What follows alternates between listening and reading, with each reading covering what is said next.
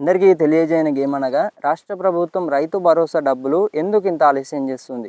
ప్రభుత్వం ఇప్పటికే రాష్ట్రంలో రైతు భరోసా డబ్బులు ఒక పథకం ఉందని ప్రభుత్వానికి కొంచెమన్నా యాదికున్నదా? యాదికున్నట్లయితే ఇప్పటి వరకు వీళ్ళు నిన్న పెట్టిర్రన్నమాట. ఏది మనకు కేబినెట్ పెట్టిర్రు, అది కేబినెట్ అని అన్నారు. రైతుల గురించే మొత్తం ప్రతిష్టాత్మకంగా రైతు భరోసా పథకం ప్రారంభించడానికే కేబినెట్ అనేది నిర్వహించారన్నమాట. ఓకే, వీళ్ళు చెప్తున్న ఇన్ఫర్మేషన్ ప్రకారం ఇప్పటికే రైతు భరోసా డబ్బులకు సంబంధించి నిన్ననే మా కేబినెట్లో ఏమని చెప్పారు, ఎంపీటీసీ జెడ్పీటీసీ ఎన్నికలు అయితే దీనికి సంబంధించి మేము ఈ కేబినెట్ పెట్టిందే దీనికోసం అని చెప్పారు అన్నమాట. అక్కడేమో వ్యవసాయ శాఖల మంత్రి గారే అసలైన వ్యక్తి రాలేదన్నమాట. ప్రధాన కార్యదర్శి వ్యవసాయ శాఖల మంత్రి తుమ్మల నాగేశ్వరరావు గారు నిన్న కేబినెట్లో డుమ్మా కొట్టిరన్నమాట. ఆ డుమ్మా కొట్టిర్రు, రైతు భరోసా గోవింద గోవింద అన్నట్టు. ఇక ఇది చూసుకున్నట్లయితే మనకు అట్టనే చేస్తున్నారు. ఇక ప్రభుత్వం వివరిస్తుంది. ఇక రాష్ట్ర ప్రభుత్వం రైతు భరోసా డబ్బులకు సంబంధించి మనకున్న తాజా ఇన్ఫర్మేషన్ ప్రకారం తుమ్మల నాగేశ్వరరావు గారి ఆరోగ్యం అయితే క్షీణించడం అయితే జరిగింది. సో ఆయన ఆరోగ్యం మళ్ళీ మెరుగుపడ్డలే రాష్ట్రంలో రైతు భరోసా పథకానికి సంబంధించి ఆలోచించనున్నట్లయితే తెలుస్తుంది. అవి నిధులు కూడా ఇప్పటికే మేము అంతా సిద్ధం చేసాం అంటున్నారు, కానీ రైతులకైతే పూర్తిగా నమ్మకం పోయిందని అయితే చూసుకుంటున్నాం. ఇప్పటికే చాలా మనకు మీడియా వర్గాలు కూడా రైతు భరోసా డబ్బులకు సంబంధించే కేబినెట్ నిర్వహించారు అని అయితే తెగ డప్పు కొట్టిర్రు.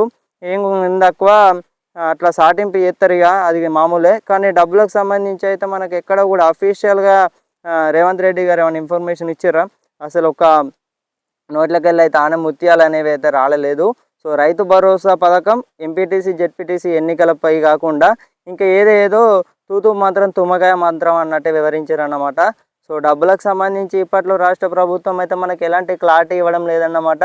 సో ఇదన్నమాట ఇన్ఫర్మేషన్. రైతులందరికీ కూడా షేర్ చేయగలరన్నమాట.